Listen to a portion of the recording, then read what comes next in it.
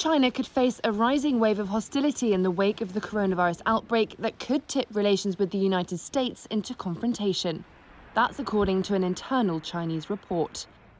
Reuters has not seen the paper, but people familiar with it said it concludes that global anti-China sentiment is at its highest since the 1989 Tiananmen Square crackdown.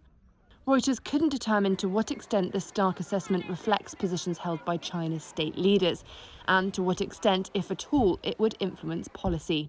But the presentation of the report shows how seriously Beijing takes the threat of a building backlash.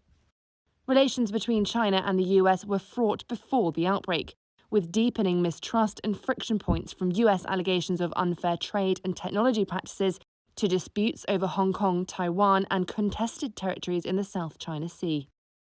US President Donald Trump is facing a tougher re-election campaign due to the economic destruction and massive US coronavirus death toll. And according to officials, the Trump administration is now turbocharging an initiative to remove global industrial supply chains from China as it weighs new tariffs to punish Beijing. Meanwhile, Secretary of State Mike Pompeo has been adding to pressure on Beijing to answer questions about where the new virus came from. He said on Sunday there was a significant amount of evidence that it emerged from a Chinese lab. Again, remember, this isn't the first time that we've had a virus come out of China.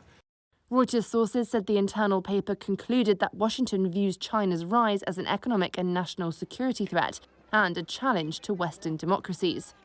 The report also said the United States was aiming to undercut the ruling Communist Party by undermining public confidence.